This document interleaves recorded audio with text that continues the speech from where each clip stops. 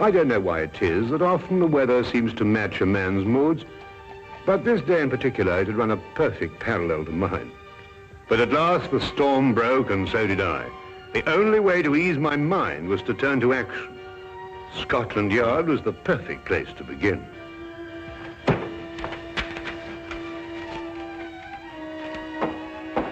Inspector Lestrade, Wilkins, I must see him right away. I'm very sorry, Doctor. Inspector Lestrade's very busy. Will you tell him I'm here? I must see him. I'm very sorry, Doctor, but when Inspector Lestrade's in conference... Oh! You know, Dr. Watson. Ah, Dr. Watson, I'm very pleased to see you. Just having a cup of tea. Lestrade, something's happened to Holmes. He's disappeared. He's vanished. I haven't seen him for 2 days. Well, calm yourself, Dr. Watson. Calm I yourself. tell you, he's disappeared. He may have been kidnapped for all I know. Oh, kidnapped, eh? Or worse. Now, look here, Dr. Watson. Just because you haven't seen him for a couple of days doesn't necessarily mean to say that he's been No, kidnapped. quite. Well, if you want any proof, you can have it. There's no time. Dr. Come with me. It is positively infuriating to know that something is wrong and to find a man whom you can't convince. I don't mind saying that there are times when I find myself hard put to keep my patience with Inspector Lestrade. What more evidence do you need? What man going under his own volition would leave his razor behind? Oh, he probably has another one. No, he hasn't. Come on, I'll show you something else. Look, his violin out of its case. Well, what's that got to do with it? But he'd never leave his violin like that if he thought he'd be gone long. Treats it like a baby. And these concert tickets, we meant to have gone last night. Look here, Lestrade, I've been a friend of Holmes's too long not to realize the brutal truth behind all this. Well, the evidence certainly does seem to point us... Now look, we've got to track him down as he tracked down somebody else. You mean use his own methods of deduction? Exactly. Now, the odds are that he's disappeared on some case. So the best thing we can do is to go through his correspondence and see who might have employed him. Oh, look at this. Bills, advertisements, bills. It'd have to be at the end of everything, wouldn't it? Now, what have we here? Chap wants Holmes to investigate his neighbor. He says a lot of people go into the house and nobody ever comes out. What do you make of that? Well, Now, look, you see that's a left-handed writer, and by the feel of the paper, I'd say he was in pretty good circumstances. Yes, well... Well, attention to details. That's the secret of Holmes' success. You see, we already know something about the writer before we meet him. Yes, there's only one thing, though. Sherlock Holmes' disappearance had nothing to do with him. Oh, why? This letter's dated 2 years ago. What? Yes, so it is. Well, where else would he keep his correspondence? Oh, anywhere on the chandelier, if it wasn't too much effort to get up there. Well, let's have a look around. Well, going through Holmes' things would take a month. No, we'd best get another approach. Well, have you any ideas? Wait.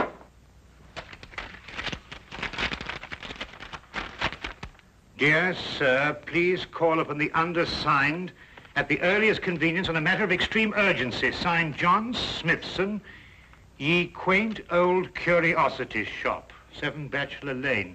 It's dated 3 days ago. You know, this might be it. You're right. It is. Come on, Lestrade. Holmes' life may depend on our speed.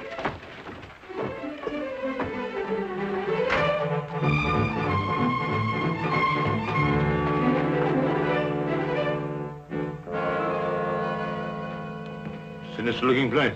Well, it looks just like any other old curiosity shop to me. You think so? Then why was this Smithson so keen to get Holmes here, eh? Yes, interesting.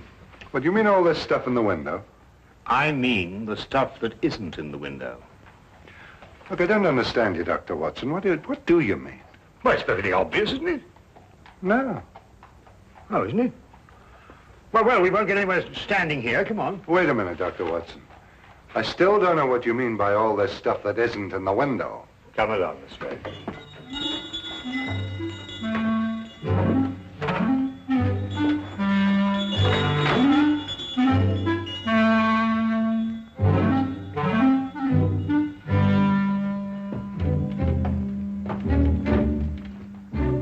Good afternoon, gentlemen. Good afternoon. You, I presume, are the proprietor, John Smithson. Yes, that is correct, sir. That is correct. Well, I'm Dr. Watson, and this is Inspector Lestrade. We've come to inquire about Sherlock Holmes. Sherlock Holmes? Yes, a tall fellow, thin. Wears a deer-stalking cap. I'm afraid I've never met the gentleman, no. But you wrote him a letter saying you wished to see him on a matter of extreme urgency. You must be mistaken, sir. Well, take a look at this letter.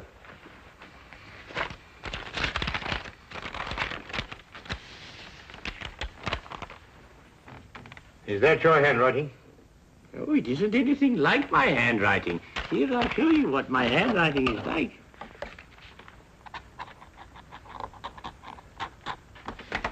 Do you notice any resemblance between the two?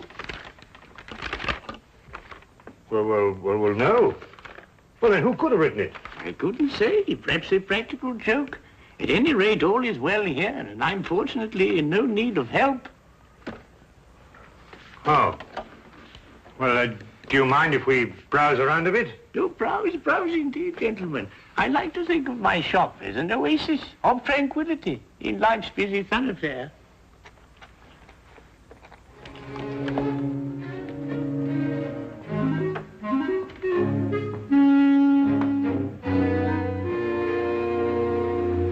What are you doing? I'm looking for evidence that Holmes was here. Well, you heard what he said. Yes, I don't believe a word of that. There's something about him. I don't trust him. It's as if I'd seen him before somewhere. Well, that's not very scientific. No, perhaps not. But I'd like to have a look round anyway.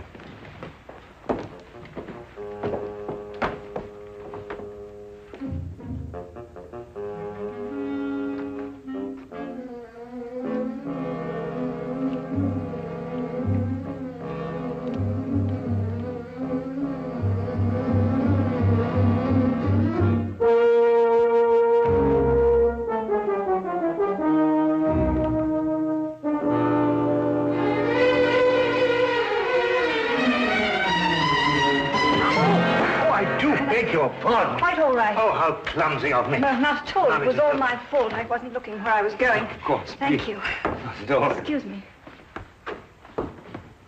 Oh, charming. Charming. Yes, all right, to business.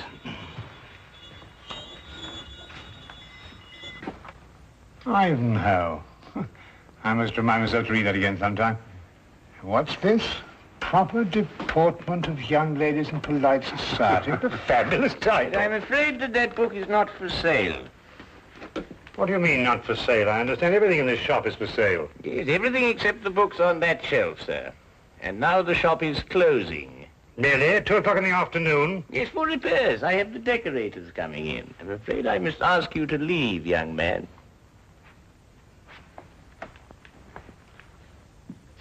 Cunning old rascal. Do you see how he tried to get rid of us, Lestrade? Oh, perhaps he has got some repairs to be done. Ah, nonsense. I insist on buying that book. Been looking for it for years. The proper deportment of young ladies in polite society. Precisely. I've been meaning to read that since I was a lad. Oh, very well, young man.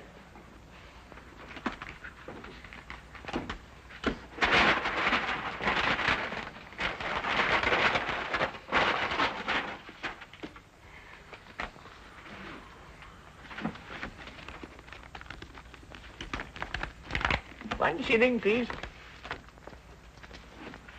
Thank you. Thank you. Go on, Lestrade.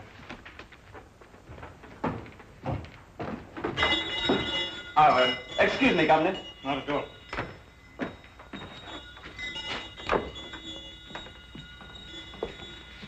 There's something about that, Smithson, I don't like. Look, this isn't the book I bought. It's much smaller. Safari through darkest Africa. Why, the chap's nothing but a crook. Oh, this is much more interesting than that other one.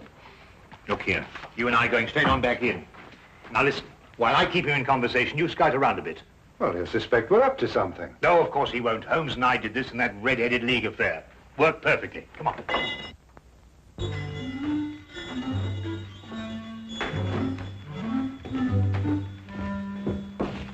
You You've sold me the wrong book. My dear sir, Deliberately, if you ask me. Did I assure you, Safari through... This is the book I wanted. No, that's not for sale. It happens to be a first edition, of which there are only 3 copies in existence. Proper Deportment of Young Ladies in Polite Society. Now, that's the book I bought, and that's the book I... Dr. Watson. Holmes's clothes. I found them in an old pilot's chest. Oh, good Lord.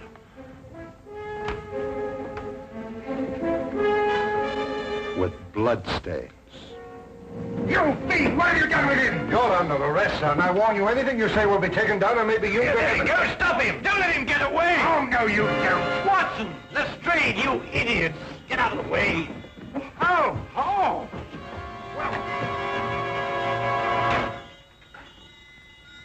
He's gone with the message. Who's gone with what message? An escaped convict with the message that woman left for him in the book. And it won't be easy to find him now that you 2 gentlemen have completely ruined my beautifully laid little trap. Naturally, I left my razor at home. I hardly needed it here, did I? The blood stains, Holmes. Red ink, Lestrade. I've been helping Earl Smithson make up his ledgers. And this escaped convict, who is he? John Carson. I expect you've had a report on him. Carson? Why, he got a life sentence for killing a man with a cleaver. That's him.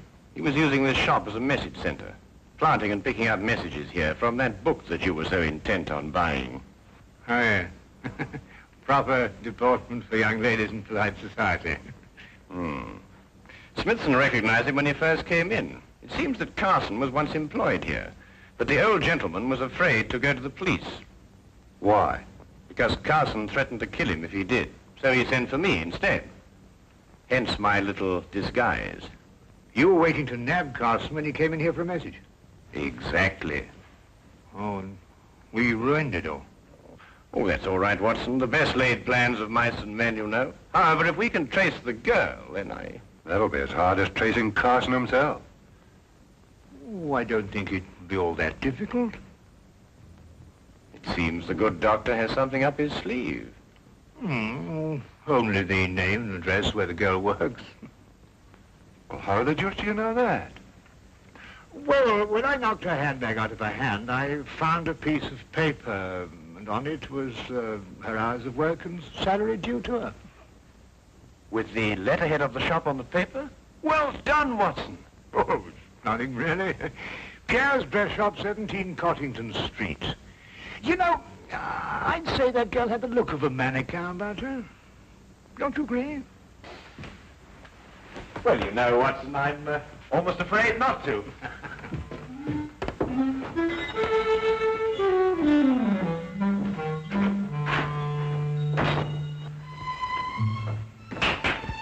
And now, mesdames and messieurs, you will see the supreme creation of Pierre with me, myself. Your niece, monsieur. She will find this ensemble irresistible. You did say your niece, n'est-ce pas? Yeah. Returning for the holidays from school in Switzerland, sir. Yeah. Oh, it's exquisite, no? Such symmetry, such subtle lines.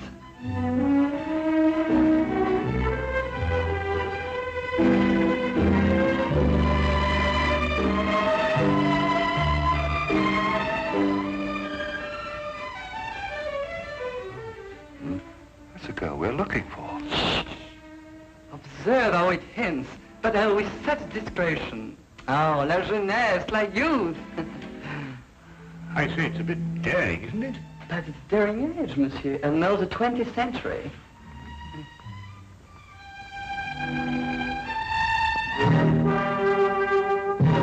I wonder, sir, if I might have a word with the young lady in private. But... Officially, Monsieur, I'm Inspector Lestrade of Scotland Yard.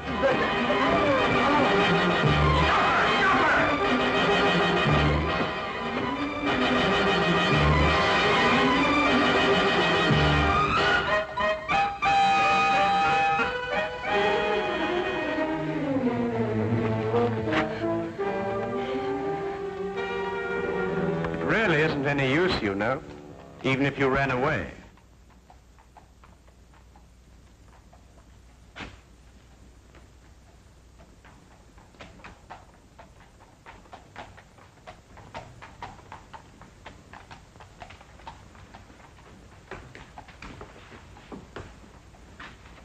Well, I do not understand. Never before has one of my girl acted so.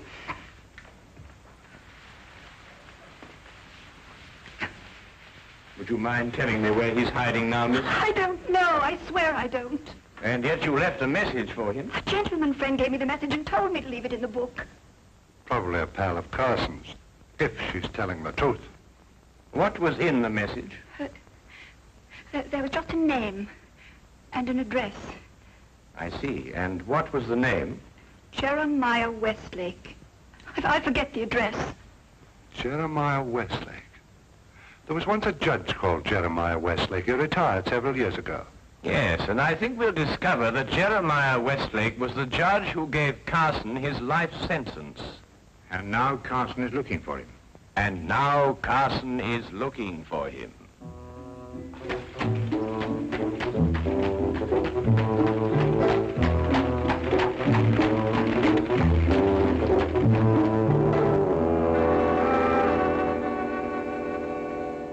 Mr. Holmes, Dr. Watson, and Inspector Lestrade.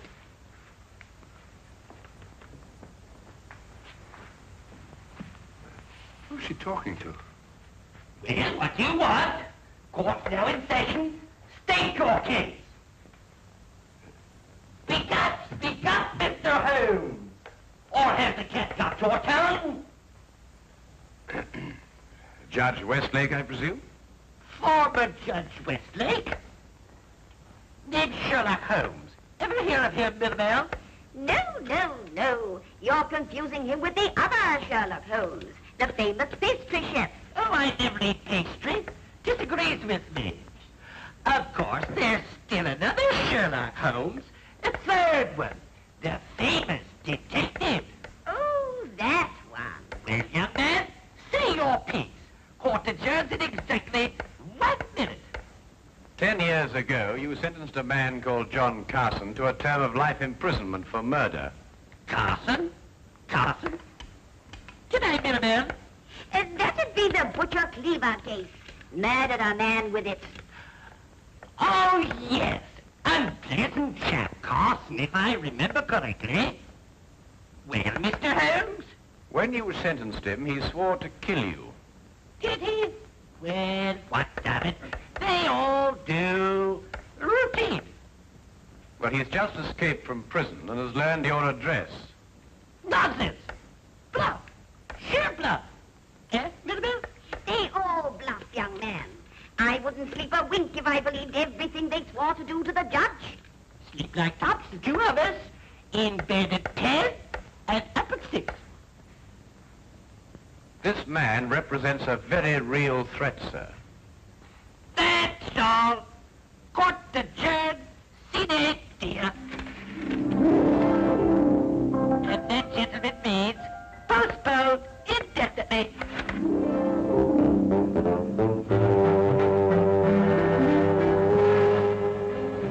Do forgive us our little whimsy, gentlemen. Hobby, you know. They're our children, really. We have no others, you see. It's a delightful hobby, Mrs. Westlake.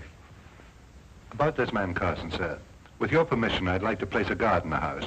Until we apprehend him, of course. Oh, dear me, no. Trembling heaven knows what all over the place. I wouldn't hear of it, Inspector. We appreciate it, though. Speaking as a medical man, sir, knowing this murderer's mentality, I must advise you to... Sorry, Doctor, but we can't give in to idle threats. Why, we wouldn't have any law if we did. Won't you gentlemen join us for tea? Thank you, Mrs. Westlake, but perhaps another time. No, you mustn't take these things so seriously.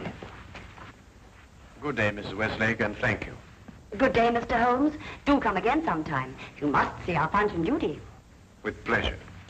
All the same, sir, I'm going to station my man outside the house. Well, all right, but tell them not to step on my petunias.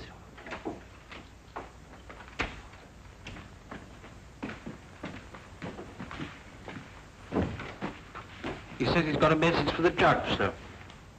I'm Westlake, my man. Here you are, Governor.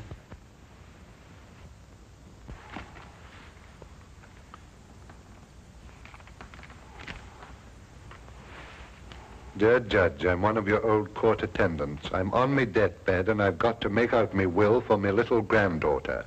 Will you come and help me and oblige John Casket, 67 Clifton Road. Ever have a court attendant called John Casket, sir? Well, it's hard to say. I've had so many court attendants. Who gave you this note? Bloke on the street, sir. But he said to tell the judge he was in bed dying. What do you look like? How about this hour, sir? Thin face. Seedy looking, if you know what I mean. That's Carson, all right. What's he pay you? A couple of bob, sir. Oh, there you are, sir. Just the sort of thing to send you off on an errand of mercy to your death. Dear me, I never cease to marvel at the duplicity of human nature. Can I get the 2 bob, sir?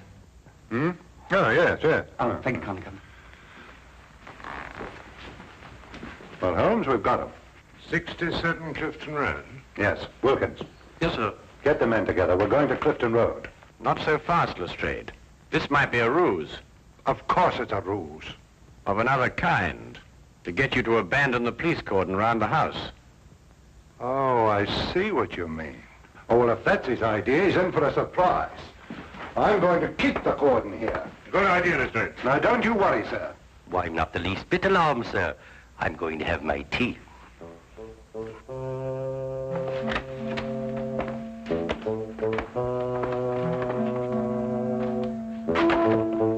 Don't budge from here. If you let anyone in this house, I'll have you skinned. Yes, sir. Come on.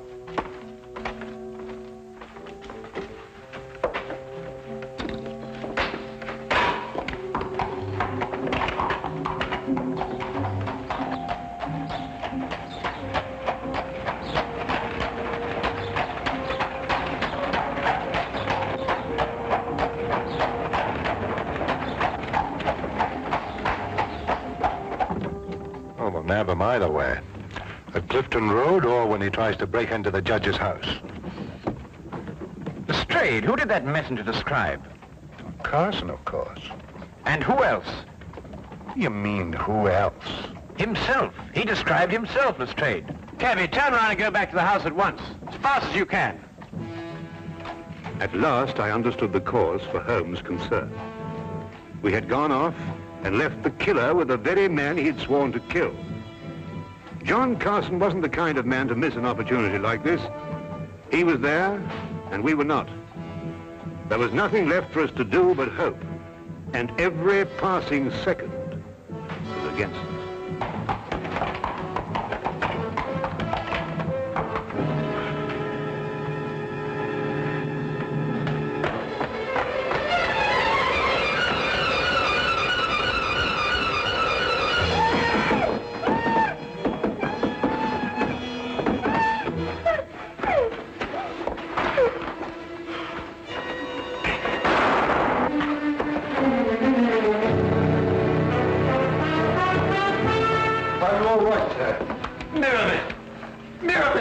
She's coming around, sir. The maid's all right. Mrs. Westlake. No, not too serious. Only suffering from shock. It's all right, dear. It's all over now. Jeremiah, are you all right? Yes, dear. Oh, that terrible man. Oh, dear. Our poor children. I don't think they're damaged, dear. Sometimes I forget they're not real.